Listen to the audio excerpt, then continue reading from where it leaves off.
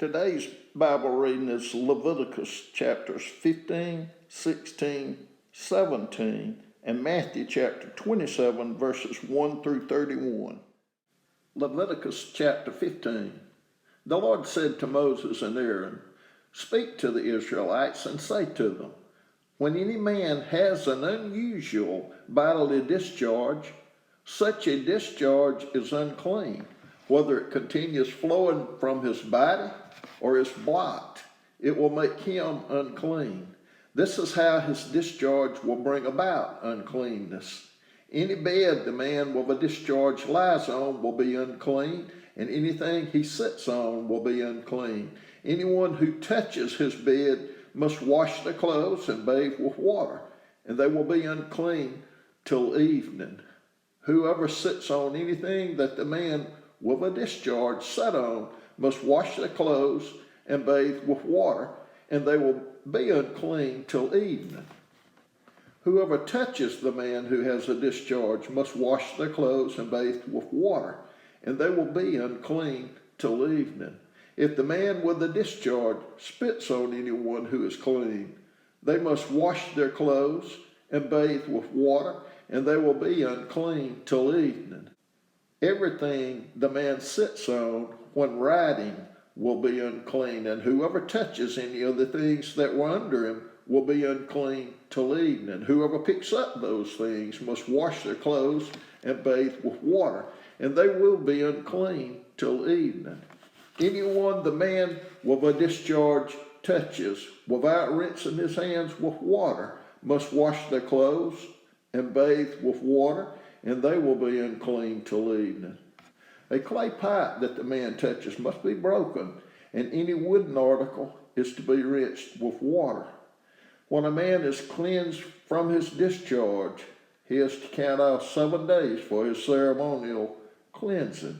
He must wash his clothes and bathe himself with fresh water, and he will be clean. On the 8th day, he must take 2 doves or 2 young pigeons and come before the Lord to the entrance to the tent of meeting and give them to the priest. The priest is to sacrifice them, the one for a sin offering and the other for a burnt offering. In this way it will make atonement before the Lord for the man because of his discharge. When a man has an emission of semen, he must bathe his whole body with water, and he will be unclean till evening. Any clothing or leather that has semen on it must be washed with water, and it will be unclean till evening. When a man has sexual relations with a woman, and there is an emission of semen, both of them must bathe with water, and they will be unclean till evening. When a woman has her regular flow of blood, the impurity of her monthly period will last 7 days, and anyone who touches her will be unclean till evening. Anything she lies on during her period will be unclean, and anything she sits on will be unclean. Anyone who touches her bed will be unclean. They must wash their clothes and bathe with water, and they will be unclean till evening. Anyone who touches anything she sits on will be unclean. They must wash their clothes and bathe with water, and they will be unclean till evening. Whether it is the bed or anything she was sitting on, when anyone touches it, they will be unclean till evening. If a man has sexual relations with her and her monthly flow touches him, he will be unclean for 7 days. Any bed he lies on will be unclean. When a woman has a discharge of blood for many days at a time other than her monthly period, or has a discharge that continues beyond her period, she will be unclean as long as she has the discharge, just as in the days of her period. Any bed she lies on while her discharge continues will be unclean, as is her bed during her monthly period, and anything she sits on will be unclean as during her period. Anyone who touches them will be unclean. They must wash their clothes and bathe with water, and they will be unclean till evening. When she is cleansed From her discharge she must count off 7 days, and after that she will be ceremonially clean. On the 8th day she must take 2 doves or 2 young pigeons and bring them to the priest at the entrance to the tent of meeting. The priest is to sacrifice one for a sin offering and the other for a burnt offering. In this way he will make atonement for her before the Lord for the uncleanness of her discharge. You must keep the Israelites separate from things that make them unclean, so that they will not die in their uncleanness for defiling my dwelling place, which is among them. These are the regulations for a man with a discharge, for anyone made unclean by an emission of semen, for a woman in her monthly period, for a man or woman with a discharge, and for a man who has sexual relations with a woman who is ceremonially unclean. Leviticus chapter 16. The Lord spoke to Moses after the death of the 2 sons of Aaron who died when they approached the Lord. The Lord said to Moses, "Tell your brother Aaron that he is not to come whenever he chooses into the most holy place behind the curtain in front of the atonement cover of the ark, or else he will die. For I will appear in the cloud over the atonement cover." This is how Aaron is to enter the most holy place. He must first bring a young bull for a sin offering and a ram for a burnt offering. He is to put on the sacred linen tunic with linen undergarments next to his body. He is to tie the linen sash around him and put on the linen turban. These are sacred garments, so he must bathe himself with water before he puts them on. From the Israelite community, he is to take 2 male goats for a sin offering and a ram for a burnt offering. Aaron is to offer the bull for his own sin, offering to make atonement for himself and his household. Then he is to take the 2 goats and present them before the Lord at the entrance to the tent of meeting. He is to cast lots for the 2 goats, one lot for the Lord and the other for the scapegoat. Aaron shall bring the goat whose lot falls to the Lord and sacrifice it for a sin offering.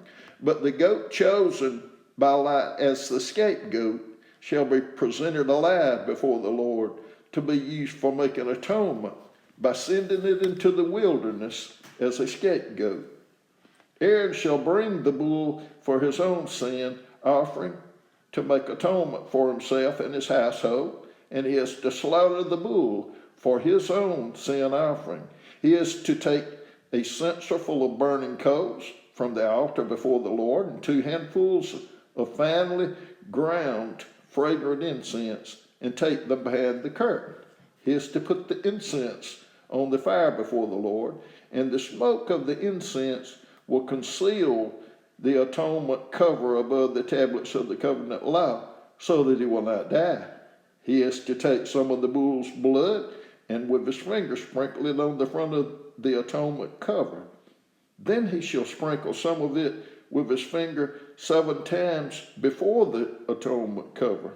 He shall then slaughter the goat for the sin offering for the people and take its blood behind the curtain and do with it as he did with the bull's blood. He shall sprinkle it on the atonement cover and in front of it. In this way, he will make atonement for the most holy place because of the uncleanness and rebellion of the Israelites. Whatever their sins have been, he is to do the same for the tent of meeting, which is among them in the midst of their uncleanness. No one is to be in the tent of meeting from the time Aaron goes in to make atonement in the most holy place until he comes out, having made atonement for himself, his household, and the whole community of Israel. Then he shall come out to the altar that is before the Lord and make atonement for it. He shall take some of the bull's blood and some of the goat's blood and put it on all the horns of the altar. He shall sprinkle some of the blood on it with his finger 7 times to cleanse it and to consecrate it from the uncleanness of the Israelites. When Aaron has finished making atonement for the most holy place, the tent of meeting, and the altar, he shall bring forward the live goat. He is to lay both hands on the head of the live goat and confess over it all the wickedness and rebellion of the Israelites, all their sins, and put them on the goat's head. He shall send the goat away into the wilderness in the care of someone appointed for the task. The goat will carry on itself all their sins to a remote place, and the man shall release it in the wilderness. Then Aaron is to go into the tent of meeting and take off the linen garments he put on before he entered the most holy place, and he is to leave them there. He shall bathe himself with water in the sanctuary area and put on his regular garments. Then he shall come out and sacrifice the burnt offering for himself and the burnt offering for the people, to make atonement for himself and for the people. He shall also burn the fat of the sin offering on the altar. The man who releases the goat as a scapegoat must wash his clothes and bathe himself with water. Afterward, he may come into the camp. The bull and the goat for the sin offerings, whose blood was brought into the most holy place to make atonement, must be taken outside the camp. Their hides, flesh, and intestines are to be burned up. The man who burns them must wash his clothes and bathe himself with water. Afterward, he may come into the camp. This is to be a lasting ordinance for you. On the 10th day of the 7th month, you must deny yourselves and not do any work, whether native born or a foreigner residing among you, because on this day atonement will be made for you to cleanse you. Then before the Lord you will be clean from all your sins. It is a day of Sabbath rest, and you must deny yourselves. It is a lasting ordinance. The priest who is anointed and ordained to succeed his father as high priest is to make atonement. He is to put on the sacred linen garments and make atonement for the most holy place, for the tent of meeting and the altar, and for the priest and all the members of the community. This is to be a lasting ordinance for you. Atonement is to be made once a year for all the sins of the Israelites. And it was done as the Lord commanded Moses. Leviticus Chapter 17. The Lord said to Moses, "Speak to Aaron and his sons and to all the Israelites and say to them, this is what the Lord has commanded. Any Israelite who sacrifices an ox, a lamb, or a goat in the camp or outside of it, instead of bringing it to the entrance to the tent of meeting to present it as an offering to the Lord in front of the tabernacle of the Lord, that person shall be considered guilty of bloodshed. They have shed blood and must be cut off from their people. This is so the Israelites will bring to the Lord the sacrifices they are now making in the open fields. They must bring them to the priest, that is, to the Lord, at the entrance to the tent of meeting, and sacrifice them as fellowship offerings. The priest is to splash the blood against the altar of the Lord at the entrance to the tent of meeting and burn the fat as an aroma pleasing to the Lord. They must no longer offer any of their sacrifices to the goat idols, to whom they prostitute themselves. This is to be a lasting ordinance for them and for the generations to come. Say to them, any Israelite or any foreigner residing among them who offers a burnt offering or sacrifice and does not bring it to the entrance to the tent of meeting to sacrifice it to the Lord must be cut off from the people of Israel. I will set my face against any Israelite or any foreigner residing among them who eats blood, and I will cut them off from the people. For the life of a creature is in the blood, and I have given it to you to make atonement for yourselves on the altar. It is the blood that makes atonement for one's life. Therefore I say to the Israelites, none of you may eat blood, nor may any foreigner residing among you eat blood. Any Israelite or any foreigner residing among you who hunts any animal or bird that may be eaten must drain out the blood and cover it with earth, because the life of every creature is in its blood. That is why I have said to the Israelites, you must not eat the blood of any creature, because the life of every creature is its blood. Anyone who eats it must be cut off. Anyone, whether native born or foreigner, who eats anything found dead or torn by wild animals must wash their clothes and bathe with water, and they will be ceremonially unclean till evening. Then they will be clean. But if they do not wash their clothes and bathe themselves, they will be held responsible. Matthew chapter 27, verses 1 through 31. Early in the morning, all the chief priests and the elders of the people made their plans how to have Jesus executed. So they bound him, led him away, and handed him over to Pilate, the governor. When Judas, who had betrayed him, saw that Jesus was condemned, he was seized with remorse and returned the 30 pieces of silver to the chief priest and the elders. I have sinned, he said, for I have betrayed innocent blood. What is that to us? They replied. That's your responsibility. So Judas threw the money into the temple and left. Then he went away and hanged himself. The chief priest picked up the coins and said, it is against the law to put this into the treasury, since it is blood money. So they decided to use the money to buy the potter's field as a burial place for foreigners.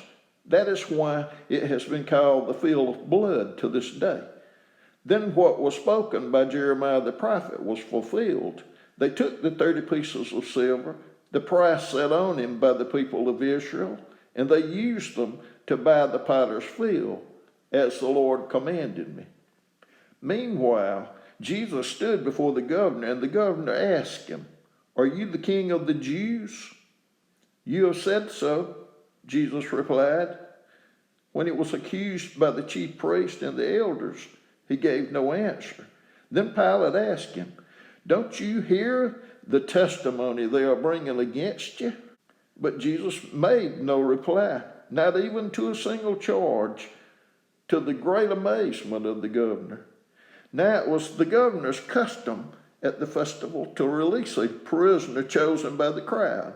At that time, they had a well-known prisoner whose name was Jesus Barabbas. So when the crowd had gathered, Pilate asked them, which one do you want me to release to you, Jesus Barabbas or Jesus who is called the Messiah?